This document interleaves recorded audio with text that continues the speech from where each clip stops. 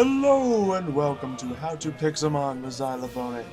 We have here 2 Alakazams and 2 Gengars, and we're going to be going over those today, how to make them super effective and how to make them not run out of your home. This way you'll be able to make them very fast and very powerful with their magic and psychic abilities. So let's take a deeper look into their stats first. So if you look at Alakazam, this one's terrible on his own train, but it has really good special attack and really good speed. All the other stats are not very good. And that same goes for this one, and any Alakazam you're going to come across. So if you want to train an Alakazam, you're going to probably want a nature that will benefit that.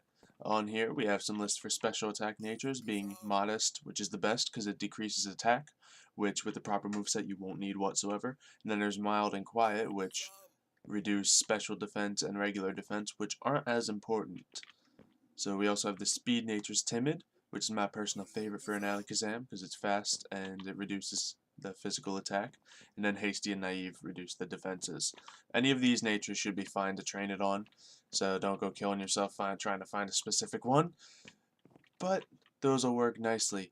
Anyway, so that's the stats of an Alakazam. Let's look into the move sets, because I really like the moveset on Alakazam. He can learn a good amount of moves here. Of course, Psychic is going to be his best hitter. It's going to have the stab on top of the 90 power. So it's going to go to, let's see, 135 power.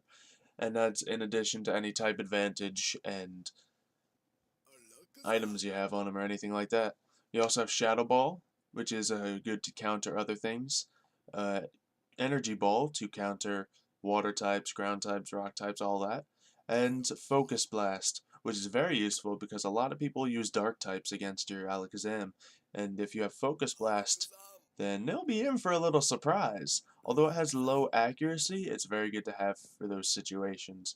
Now on here, here's another option you can go with, Thunder Wave. That's just another good counter to have.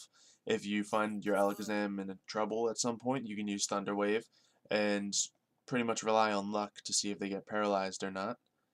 Anyway, now let's look onto the Gengars. That's a shiny one, by the way. So bye-bye, Alakazams. Here's the Gengars. As you can see, not a lot of difference between the shiny and the regular. The Haunter is pretty cool, but the regular one's not too big of a difference. Anyway, looking at Gengar, it has much of a similar moveset with Alakazam. It has really good special attack and pretty good speed. So if you look there and look there, those are the stats you're going to want to train for. And that means that, you're training off your Magikarps and all that for speed, or your Ghastlies for special attack, or which are probably speed, for special attack, and Mareeps and all that good stuff. Anyway, any of these same natures that we mentioned before will be good for Gengar, so you can go ahead and train on that. Now, there's 2 different directions you could take with Gengar for the moveset. One will be this, to just give it an all-out good moveset like you would do with Alakazam. It can have Shadow Ball, which is going to be its hardest hitter, with a stab coming in at about 120 on top of any type advantage. Then it can also have Psychic, Sludge Bomb, which actually is going to hit a little harder at 135 because it is also Poison type. And you can even teach it Thunderbolt and other kinds of moves. You could teach it Energy Ball or anything else that you can figure it out. They're very versatile Pokemon. The second thing you could consider doing with their moveset is going for more of a utility moveset, which many would refer to as a Hypnosis Dream Eater combo. So here you can always use Hypnosis and Confuse Ray to render the enemy useless. Meanwhile, you can be eating their dreams and gaining your own health back. Or using Shadow Ball to just do straight damage. All those options are available. Obviously, you could switch out Shadow Ball for any attack you prefer. I just use this because it's good on a ghost type. So you could definitely go for that. But the thing is with that, Hypnosis is not a very accurate move. So what I would do right away is use a wide lens on that Gengar. That way, its Hypnosis is going to have a much better chance of hitting, and you'll be able to make sure that is very effective in use. Now for the other ones, if they're pretty much just going to be fast and powerful attackers. So you're going to want them to hit first and hit hard.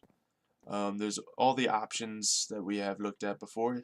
Really, the Metronome would be a good one, because then you can use it on him to continuously use the same move and make it very strong, yet still being able to use both Pokemon's very versatile movesets.